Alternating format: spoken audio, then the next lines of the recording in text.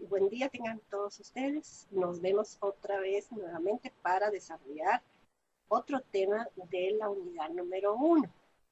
Este tema, como ustedes pueden ver en la pantalla, se llama Importancia y propiedades del agua para los seres vivos. Aquí vamos a hablar del agua. Casi todos sabemos lo importante que es el agua, pero vale la pena resaltar algunos aspectos muy importantes de las características físicas y químicas, así como de la importancia del agua. Debemos de conocer que los primeros seres vivos aparecieron en los cálidos mares primitivos, así como estos que ustedes ven aquí en la fotografía, donde tenemos protozoarios de diferentes maneras, algunas algas microscópicas, por ejemplo, organismos unicelulares, muy sencillos, eran los primeros seres vivos que poblaban la Tierra.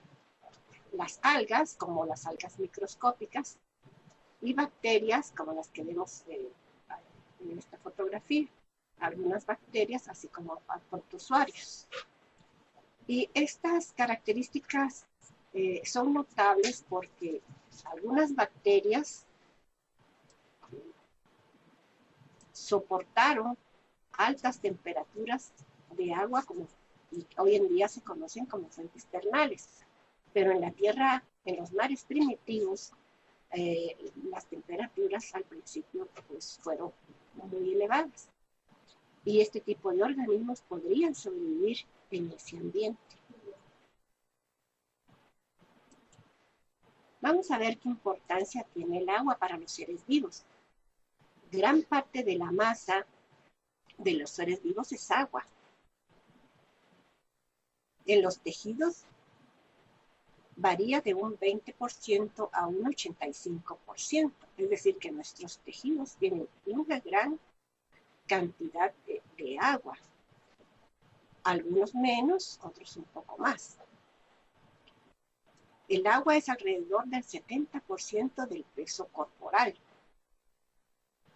En algunos organismos hasta de un 95%. Fíjense ustedes qué cantidad de agua presentan los seres vivos. Además, el agua es un solvente de la mayoría de las reacciones químicas y un reactivo o producto de muchas reacciones químicas. Cuando decimos esto, nos referimos que el agua, que es el solvente universal, ayuda a que se realicen un montón de procesos químicos que son esenciales en la mayoría de los seres vivos. Vamos a ver un poco su importancia. Bueno, o continuamos, mejor dicho, observando o viendo la importancia.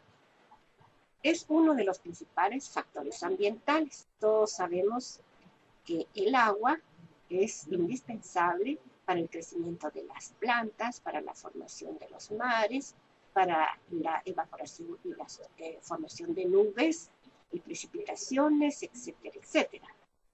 Pero también muchos organismos viven en el mar, también en los ríos, en los lagos, en los estanques de agua dulce, donde sobreviven y también evolucionan. Observen aquí una cantidad de algunos de los organismos que viven en el mar y algunos en agua dulce y que dependen de los cuerpos de agua. Vamos a ver cuál es la estructura del agua. Bueno, ¿cómo está formada el agua? Sabemos que la materia está formada por átomos y la unión de átomos forman moléculas. El agua no es una excepción. El agua está constituida por 2 átomos de hidrógeno por 1 de oxígeno, unidos por enlace covalente polar. Aquí tenemos en esta figura donde hay una representación de una molécula de agua. Vemos aquí el oxígeno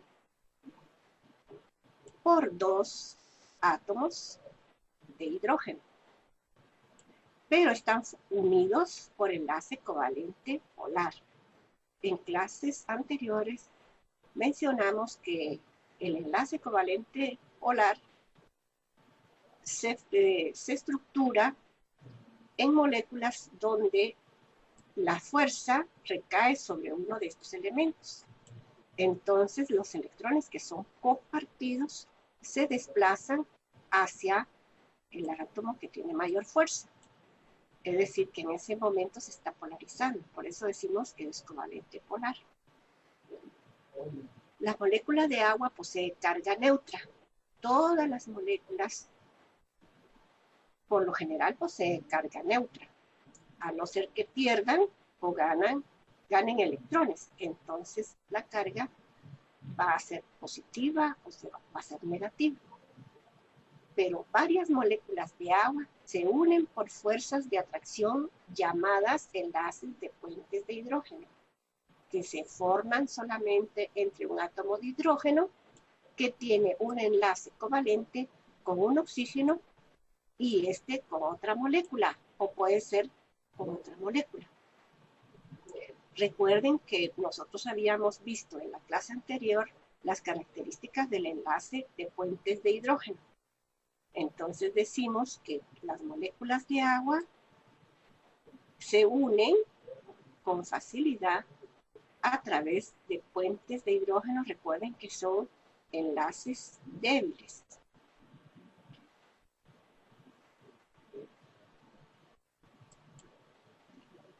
Vamos a ver las consecuencias de las atracciones entre las moléculas de agua.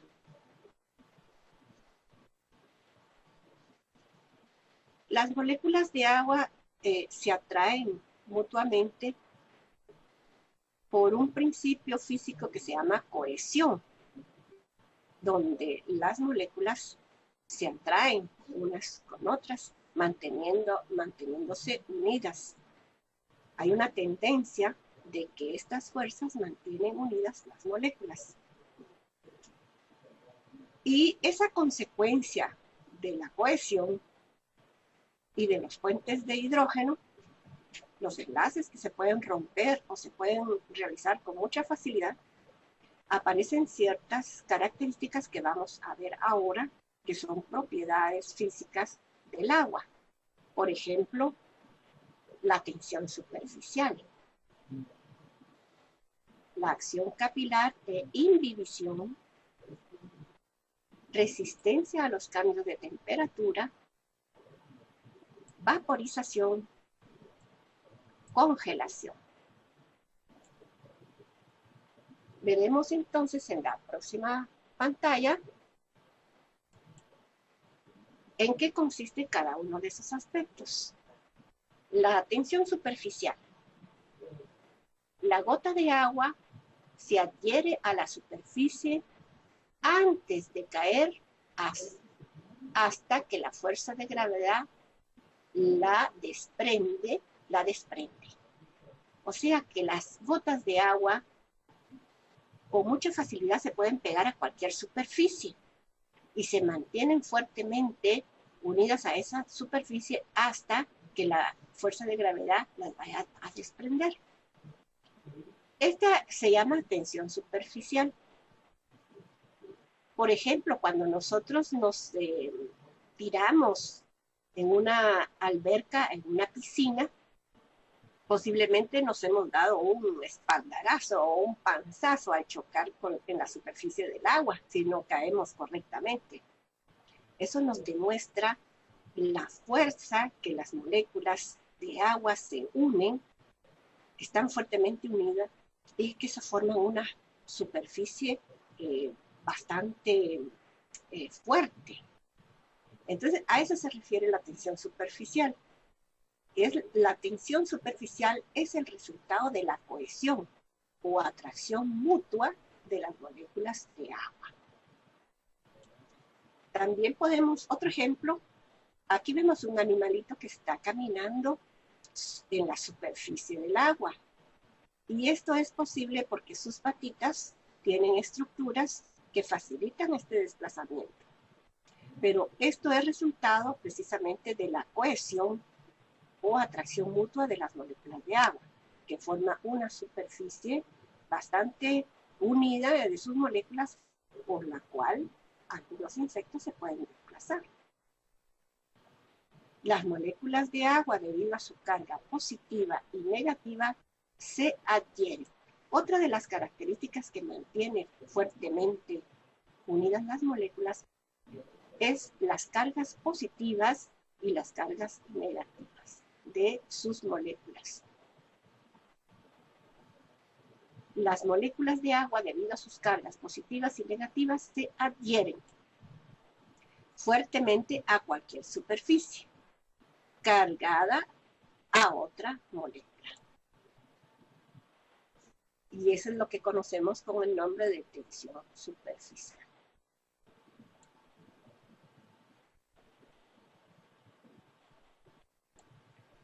Vamos a ver la capilaridad. Es otra de las características físicas. Decimos entonces que la acción capilar hace que el agua suba por tubos de vidrio muy finos, ascienda en un papel secante o que atraviese lentamente los pequeños espacios entre las partículas del suelo y esté disponible para ser absorbidas por las raíces de las plantas. Siempre nos preguntamos cómo es posible que el agua pueda subir desde las raíces de la planta hasta las hojas, aún siendo plantas maderables muy altas como la cercoya, que es un árbol que puede medir varios metros de altura. Y entonces el agua se desplaza desde la parte inferior hasta la parte superior a través de capilares muy finos. Pero esto se debe precisamente a la acción capilar.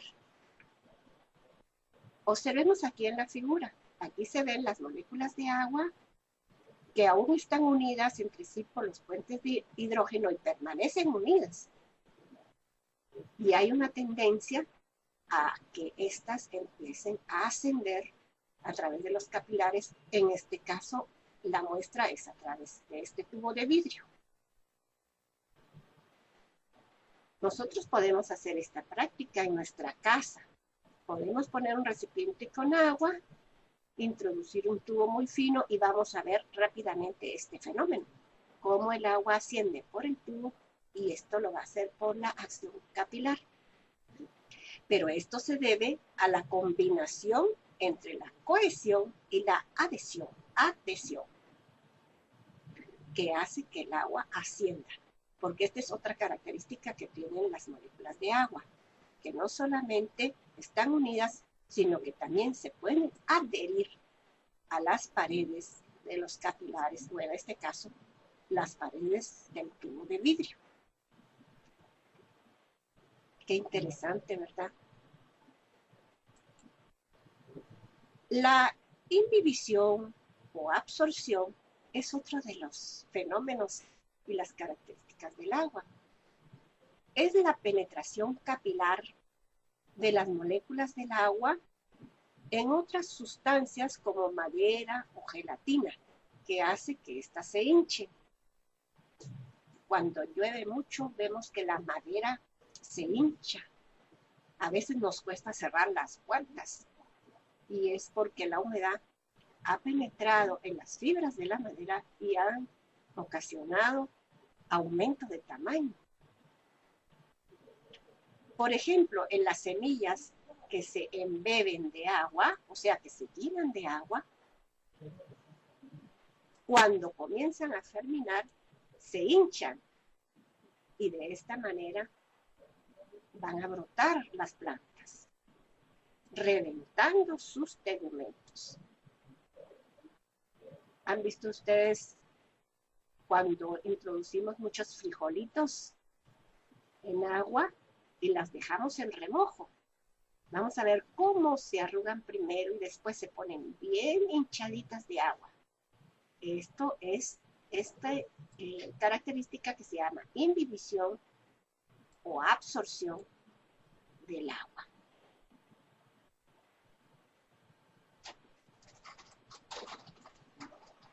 Resistencia a los cambios de temperatura. Posiblemente el agua sea uno de los compuestos que necesita mayor temperatura para que se caliente. Es por eso que para calentar el agua se requiere de un considerable consumo de energía.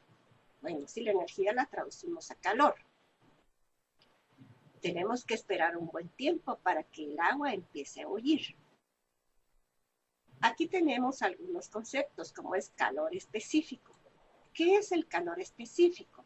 El calor específico es la cantidad de calor que requiere una sustancia para que se produzca un aumento de temperatura.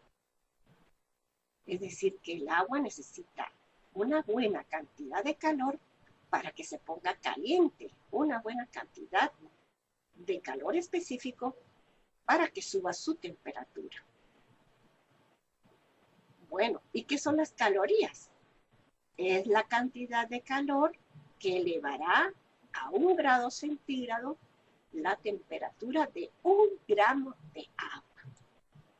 ¿Se imaginan ustedes para calentar el agua de una alberca o una piscina? ¿Qué cantidad de calor necesitaría?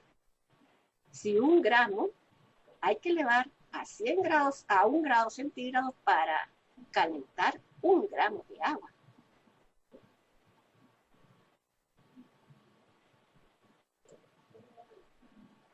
Otro de los fenómenos o de los procesos es la vaporización. Hemos visto el vapor de agua. Cuando ponemos a calentar el agua, vemos que empieza a salir humo. Pues ese humo es el vapor de agua. Cuando ya ha recibido una cantidad considerable de calor, empieza a ebullir y algunas de las moléculas se desplazan y se salen, sobre todo las moléculas que están en la parte superficial por sus movimientos, ya que el calor acelera el movimiento de las moléculas y ahí se produce lo que se llama vaporización. Las moléculas de agua se mantienen unidas por enlaces de hidrógeno y hace que el agua tenga un alto calor de vaporización. Es decir, que necesitan bastante calor para que las moléculas puedan transformarse en vapor. Se requiere 540 calorías para cambiar 1 gramo de agua líquida a 1 gramo de vapor de agua. Al calentar una muestra de agua, las moléculas comienzan a moverse y algunas de movimiento más rápido tienden a escapar de la fase líquida y pasan entonces a la fase de vapor. Bueno, este proceso es muy importante. Aquí estamos viendo que el calor del sol calienta los cuerpos de agua. Se produce la evaporación, se forman las nubes. Cuando estas nubes se desplazan a zonas más frías, se produce lo que es la precipitación. De esta manera, el agua se precipita y puede formar los ríos, las lagunas, los estanques, donde son muy importantes este proceso porque esto garantiza la vida en el planeta Tierra.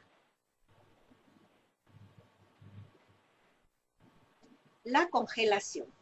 Bueno, la congelación es todo lo contrario de la evaporación. Cuando el agua se convierte en hielo, se forman enlaces de hidrógeno adicionales. Es decir, que los enlaces de puentes de hidrógeno que mantienen unidas a las moléculas aumentan, formándose nuevos enlaces de hidrógeno que mantienen aún más unidas esas moléculas, manteniendo las moléculas más unidas y una gran cantidad de calor se libera al ambiente. Al mantenerse más unidas las moléculas, hay menos movimiento y esto genera que el calor concentrado en esta sustancia se libere al ambiente. la fluctuación de temperatura, o sea, de calor o de frío, hace que los océanos y otros cuerpos de agua tengan temperaturas relativamente constantes. Imagínense ustedes que un mar se caliente exageradamente, ¿cuántos seres vivos no morirían? O por el contrario, si los mares se congelan totalmente, ¿cuántos seres vivos tendrían que desaparecer? Sin embargo, hay algo muy importante, y es que el agua tiene características muy interesantes. Si uno sumerge un sólido en un líquido, probablemente es que éste se precipite, o sea, vaya hacia el fondo del recipiente. Sin embargo, si ponemos un hielo en agua, vamos a ver que éste flota. Y eso es lo que sucede en lugares donde el hielo cubre la corteza terrestre. Los mares no se congelan totalmente, sino lo que se congela es la superficie, que mantiene una capa de hielo, pero en la parte inferior tenemos el agua todavía líquida. Esta capa sirve como un aislante térmico y hace que el mar no se congele. De esta manera está garantizando la vida de muchos organismos y de muchos animales y plantas que viven en esos ambientes. Esto es importante porque las reacciones biológicas solo son posibles en determinado rango de temperatura. Recuerden ustedes que cuando nosotros tenemos mucho calor, sudamos, y ese sudor va a disipar el calor interno de nuestro cuerpo, de manera que la temperatura en los seres vivos, aún en la Tierra, tiene que tener unos niveles homeostáticos. ¿Qué quiere decir eso? Que deben mantener rangos específicos. No puede subir mucho la temperatura, ni puede bajar demasiado la temperatura, porque esto causaría la pérdida de la biodiversidad. Algunas propiedades químicas del agua.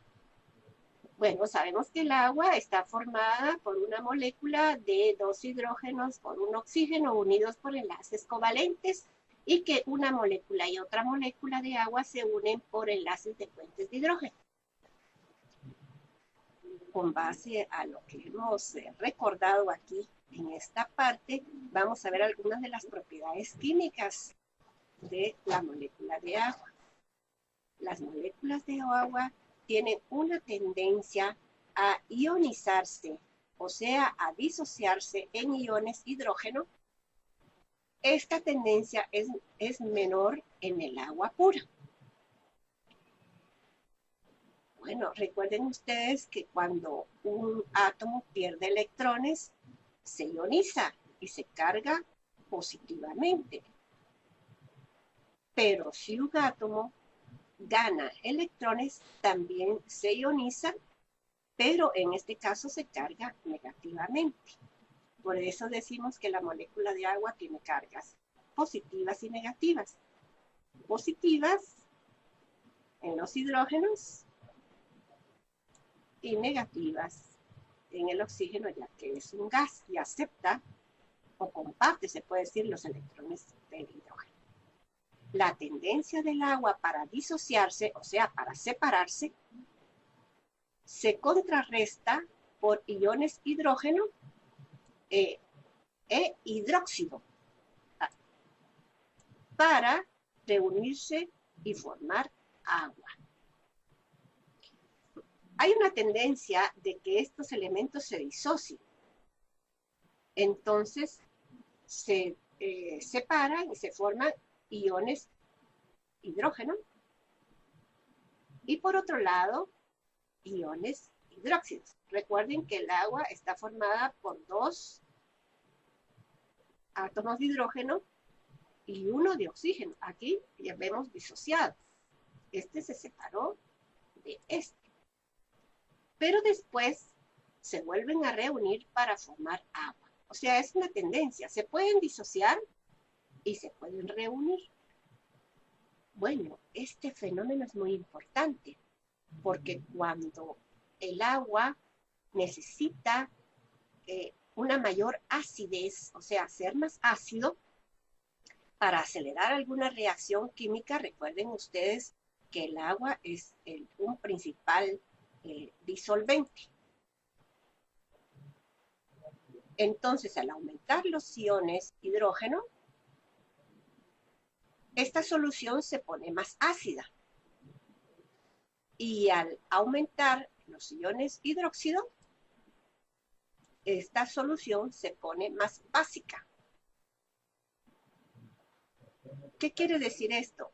Que el agua puede ser más ácida o menos ácida. Y esto es muy conveniente en muchas de las reacciones químicas. Acuérdense ustedes que el agua es un elemento que es capaz de romper enlaces, de hidrolizarse, romper enlaces, pero al contrario también de formar nuevos enlaces. En el agua pura, recién destilada, la concentración de iones hidrógeno y de iones hidróxido son iguales. Por lo tanto, esa solución es neutra. Si la cantidad de iones hidrógeno y de iones hidróxido son iguales, entonces la solución es neutra. Neutra quiere decir no es muy ácida ni muy básica. Hay una escala de valores donde uno puede medir cuando una solución o un sistema es ácido o es básico, por una escala. El número 7 significa la parte neutra. Si aumenta su acidez, entonces sube el valor, digamos, hasta 9. Entonces la solución quiere decir que está muy ácida. Y esto se puede medir con papel de tornasol. Pero si la solución es básica, entonces la escala va a reducir. Es decir, que va a ser de 1 a 7. En este caso, la solución es básica. Algunas propiedades químicas. Una molécula de agua se forma cuando se mezcla un ácido con una base. Es decir, que esa característica del agua de disociarse y volverse a unir hace que una molécula de agua se forme cuando se mezcla un ácido con una base. Es decir, que se forman nuevas moléculas, se aumentan los iones hidrógeno o se reduce o aumenta los iones hidróxidos o se reduce. El ion hidrógeno del ácido se une al hidróxido de la base. Si el resto de ácido se combina con el residuo de la base, se forma entonces una sal. Aquí estamos mencionando un nuevo elemento, que es la sal. ¿Cómo se forma una sal? La sal se forma cuando, si el resto del ácido se combina con un residuo de la base, se forma una sal. Por ejemplo, el cloruro de sodio es una sal que está formada por un metal y un no metal. Por lo general, casi todas las sales están formadas por un metal y un no metal. Por ejemplo, el ácido clorhídrico, al reaccionar con el hidróxido de sodio, se forma agua y cloruro de sodio. Este es un ejemplo muy conveniente. Vamos a ver la importancia de las sales disueltas para los seres vivos. Bueno, las sales disueltas son muy importantes porque es la manera en que los seres vivos vamos a obtener la cantidad de minerales necesarios. Por ejemplo, las células y los líquidos extracelulares, o sea, las células que forman nuestros tejidos y los líquidos que circundan estas células en los espacios intercelulares, como por ejemplo la sangre en los animales, contiene diversas sales en disolución. Quiere decir que son compuestos inorgánicos que están disueltos fundamentalmente en agua. Pero esto es muy importante en nuestras células y en nuestros líquidos extracelulares. Estas son la fuente de muchos iones minerales de importancia. Son indispensables para el equilibrio de líquidos y ácido básico.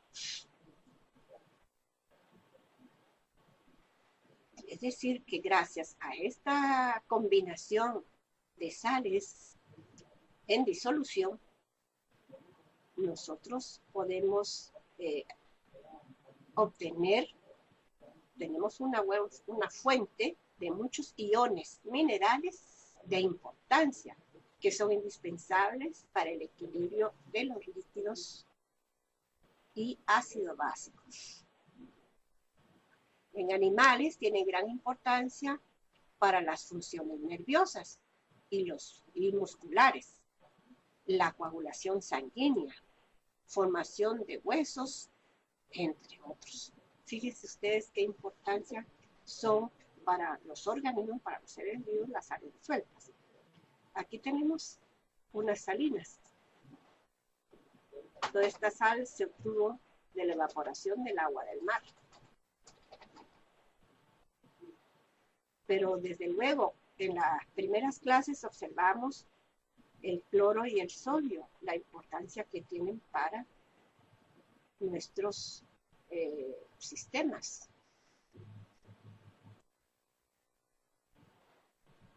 Aquí continuamos con la importancia de las sales disueltas. La concentración de sales en las células y líquidos corporales de plantas y animales es pequeña, o sea que no necesitamos una gran concentración de sal en nuestros tejidos, en nuestros líquidos extracelulares, ni siquiera en las plantas ni en los animales. La cantidad que nosotros necesitamos es pequeña. Todo cambio de importancia puede obstaculizar las funciones celulares y ocasionar la muerte. Es decir, que también tenemos que tener una concentración pequeña, pero específica, de sales en nuestro cuerpo.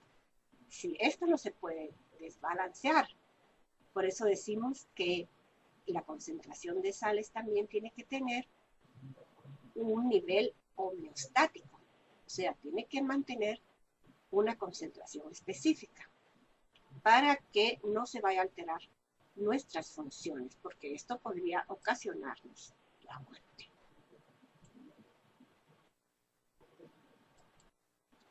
Aquí estamos observando el ciclo del agua. El agua como recurso renovable, el ciclo del agua. De lo que hemos hablado, estamos viendo aquí el resultado. Con el calor del sol, de altas temperaturas, el agua se evapora y va a pasar a la atmósfera aquí condensada en forma de nubes. Estas, al chocar con una superficie de temperatura más baja, causa las precipitaciones y pueden ir a los ríos, a los lagos. Aparte también los ríos y los lagos tienen su proceso de evaporación. Pero ¿será que las plantas que están acá evaporan también agua? Por supuesto.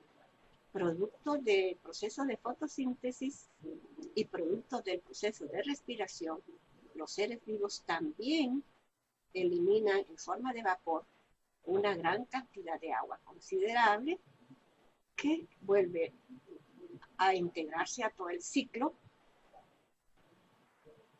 para recuperarse. Es decir, que el agua está garantizada por este ciclo. ¿Qué pasaría si se rompiera este ciclo? ¿De qué forma el ser humano podría alterar el ciclo natural del agua? Bueno, esto nos hace una reflexión. Y les voy a dejar a ustedes como tarea que ustedes escriban una lista de algunas de las consecuencias efectuadas por el ser humano que podría alterar el ciclo natural del agua. Recuerden que es un recurso renovable, pero este recurso podría agotarse si nosotros no tomamos en cuenta que somos los primeros en deteriorar el ambiente natural. ¿Será que el agua se puede contaminar? ¿Será que el agua potable que nosotros consumimos, que es la mínima parte de toda la cantidad de agua que hay en la tierra, podamos seguir utilizándola? Entonces, esa les va a quedar a ustedes de tarea, que realicen una lista con al menos 10 causas de acciones del hombre que podrían alterar el ciclo del agua. Bueno, aquí termina por hoy esta clase. Espero que hayan entendido o que les haya gustado y nos veremos nuevamente en la próxima actividad. Hasta luego.